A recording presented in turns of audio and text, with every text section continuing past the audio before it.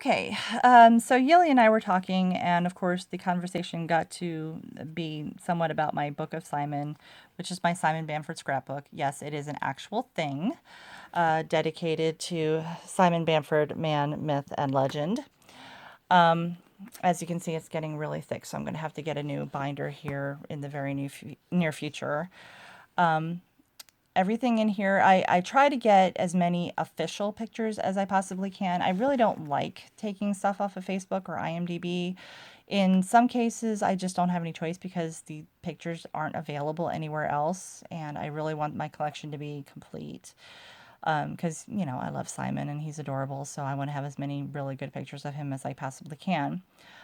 Everything in here is in IMDb order. They are labeled, and I have tried to put little positive or funny things on the sides of the pictures. So, Simon, if you're watching this, oh my God, please forgive me for some of these, but they are heartfelt. So, here we go. Of course, we start off with the perfectly adorable headshot. This is one of the pictures that I took with me to Chicago. The other one was my Onaka picture, which I am not having in this video because it is in my office. It stares at me across the office so that I'm always having a smile on my face. I love this picture. I love those glasses. He's so adorable. Look at those dimples. Oh my God. All right. Black and white handsomeness. Oh God, look at those eyes. This third one actually is empty. He is wearing this fantastic shirt, and I've ordered it. It's in the mail, and I need this shirt in my life. As soon as I get it, I will share it. This is from his IMDb page, and might I say I love that jacket, and of course those glasses. Always gotta love the glasses. These are all ordered. They're Hellraiser and Nightbreed pictures. This is the only one, yes, that totally did say baby got back. And of course, that has to be Butterball, right? This one right here, I have not ordered yet. This is reserved for Onaka's death picture. And as you can see, it clearly says, nope, nope, nope, I'm not looking at this one. Nothing to see here. Move along. I hate you, Clive. I love you, but I hate you. Because that's really how I feel whenever I watch that scene. All right, let's flip this bad boy over. Okay, Book of Blood. This is Simon's first reaction shot from Book of Blood when Derek is watching Jimmy foam at the mouth and he doesn't know what's going on. There's actually 3 reaction shots in the movie. The last one is the one that I love the most. That's the one that I posted on Facebook where I compared Simon's facial acting to James McAvoy in Split. If you've ever seen Split, towards the end of the movie, there's a scene where James McAvoy, which is the guy with all the multiple personalities, is in his psychiatrist's office, and she has basically figured out that the alter that he is claiming to be is not who he is. And she's calling him on his bullshit. And they do this super tight close up of him, of his face as he's trying to convince her. And he's got this big fake smile plastered on his face, and his eyes are projecting, believe me, believe me, believe me. And as soon as she calls him on his bullshit, the light kind of flickers in his eyes a little bit, and he does this tiny little facial movement with his face. And I remember sitting in the theater thinking, oh my God, I just watched his mask slip. And then just as quick as I thought that, James McAvoy changes his facial expression just a little bit more, and the mask is back on. And that is exactly what I was thinking when I rewatched Book of Blood, because in the final reaction shot of Simon's, he's actually in the background, slightly out of focus. He's standing there pretty much stock still other than hyperventilating. But if you watch, he's got like 4 or 5 movements that he does with his face as the thoughts are racing through Derek's head. And, to be in the background, slightly out of focus, because, the audience's attention is on Jimmy, because Jimmy's pissed at movie Simon for calling him on his bullshit. And it was just really, really good facial acting. So he did a really good job on that. Dead of the Night. Gary, the IT guy. And of course, now that I work in an IT office, he's even nearer and dearer to my heart. I loved his line in that. Well, you know what they say if you assume. Oh my God, that was beautiful. And the other scene that I really, really like is his first scene where he's setting up the VCR for the detective to review the tapes, and he asks him, what kind of person would slaughter a bunch of kids, and the detective's like, people crazy or something like that, and Simon just totally deadpan. He's like, well, whoever it is, I hope they go to hell. They'll know what to do with them there. And then he kind of sucks his lips in like he's thinking. And the funny thing is, I don't know whether this was written as an in-joke, performed as an in-joke, or just ended up as an in-joke. But the look that the detective gives Gary was almost like, hey, weren't you in Hellraiser? When I saw that, and every time I see that, it just makes me crack up laughing because, and Simon just kind of turns his head like, what? Okay, the next two, which is Parson and Son and Pub Lunch, I don't have because I've never been able to find them. I've never been able to see them, but they do have spots reserved for them. Next one is Arcade, and that it's had some limited release overseas. Over here, the only thing I've been able to see is the trailer and part of a scene, and that's actually where the shakes and coffee thing comes from. Little backstory, and this is all online, so it's not a spoiler. Michael, which is his character, his mother has passed away, and he's really depressed and suicidal, and he basically goes to the beach to, contemplate ending it all. And he meets Ivy, and Ivy's a free spirit, and they sit down, and he has a coffee, and she has what appears to be a strawberry shake, and she's trying to strike up a conversation with him, plays a guessing game with him to see if she can figure out what he does for a living, and it's data entry. And then she asks him, well, what are you doing here? And just in this totally defeated voice and mannerisms, I mean, this was perfect. He says, I want to die. And, I've been through the death of a parent. I know what your face looks like. I know how you slouch. I know what your eyes look like. And he got everything so right that I actually had to pause the video because it was just so moving. So, oh my God, perfect on you, Simon. Of course, Ivy attempts to lighten the mood by saying, I have sex with strangers to make myself feel better, and he almost shoots coffee out of his nose. And kudos, Simon, for not having coffee shoot out of your nose, although that would have been hilarious and charming. This is Hunger. It has not been released yet. In fact, Simon told me he has not seen the finished cut yet either, so I'm in good company. I need to say something, though. This shirt right here, no, that shirt is bad. It's a bad shirt. Simon and I grew up, we lived through the 70s.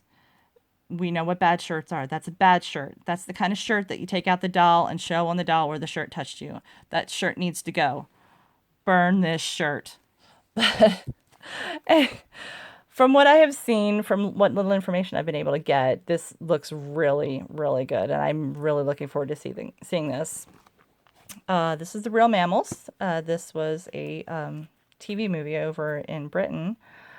And this is the weirdo in the high vis scene, and he's just so perfectly grumpy. From what I've been able to see of it, he's perfect. Oh my God! And Mammal is a acronym for middle-aged man in lycra. And no, I'm not fortunate enough to see Simon Bamford in lycra, although I would really, really like to. Much like when Onaka died, the first thing out of my mouth is, I can't have nice things. And here is a behind-the-scenes shot, which they shared on their official page. Okay, and this is Starfish. This was a beautiful movie. It's based on a true story. Simon plays the senior consultant, who is one of the doctors that delivers the terrible news about Tom to his wife. And Simon, he was so good. I mean, I've worked in hospitals, I've worked with doctors before, and he nailed it. Now, there was one scene where Tom's bandages are coming off, and it doesn't look good. And I asked Simon, did you see the makeup before you shot that scene? Or was it one of those things where the director keeps the actor away from the cast until the time to shoot the scene? And he said, actually, he didn't have the makeup on. He just had the bandages on. And I was like, really? Because your eyes were so expressive. His body was projecting, professionalism, keep it together, what you're supposed to do in that situation. But his eyes were kind of like, oh my God. I mean, it was a legitimate reaction, and he nailed that too. He's such a good actor. Oh my God. And speaking of nailing a performance, Peter Vincent in the Fright Night documentary. I mean, you could tell right there from the makeup. The makeup was perfect for physically bringing Roddy McDowall back to life, but my God, Simon Bamford, his diction, his enunciation, his mannerisms, his movements, everything was so Roddy McDowall. And, Simon grew up in the 60s and 70s. I grew up in the 70s and 80s. Both of us are very well familiar with Roddy McDowall, and he freaking knocked it out of the park. Now, there are two scenes that I absolutely adore of Simon's. One is the skull in the lap scene. And if you've seen the documentary, you know exactly what I'm talking about. I'm not going to say it on here. You really need to watch the documentary. And the other is the David Tennant man-spreading scene. While the first thing out of my mouth was, yeehaw, after about a minute and a half, it was, I'm feeling a little uncomfortable right now. I'm still happy, but I'm kind of uncomfortable right now.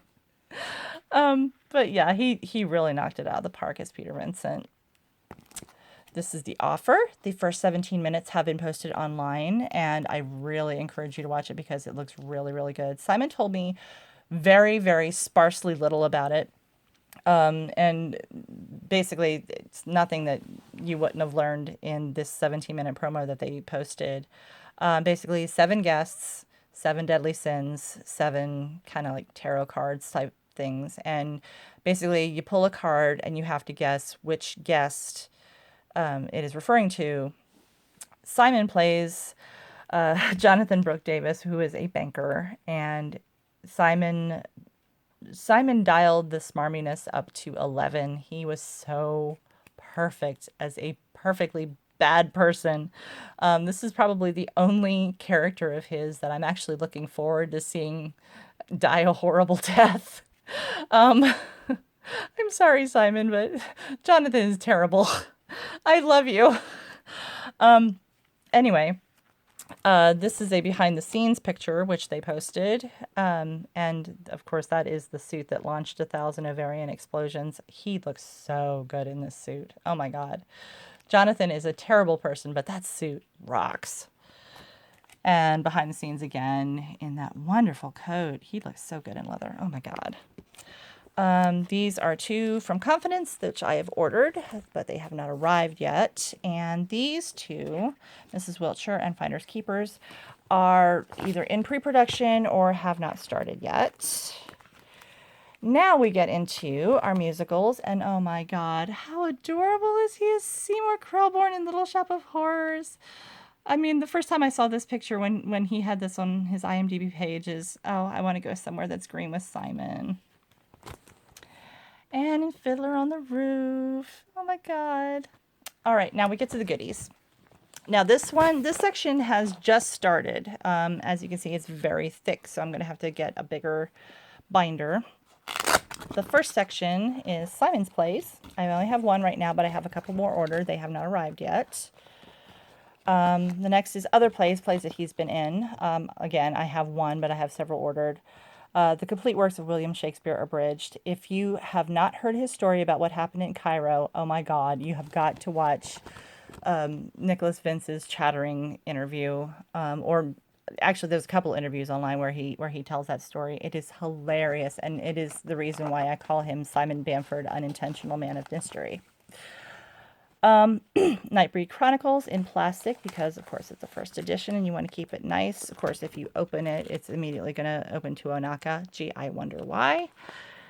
And last but not least, my Fangoria number 310 with the interview with him and Barbie in it. And not in the book, but still near and dear to my heart, are my behind the scenes Hellraiser pictures where he looks like a leather-clad chipmunk.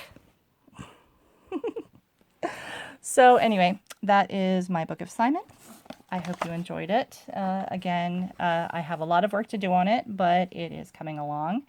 And I hope to have Simon sign something out of it. I don't care what it is. And hope to see you soon. Bye.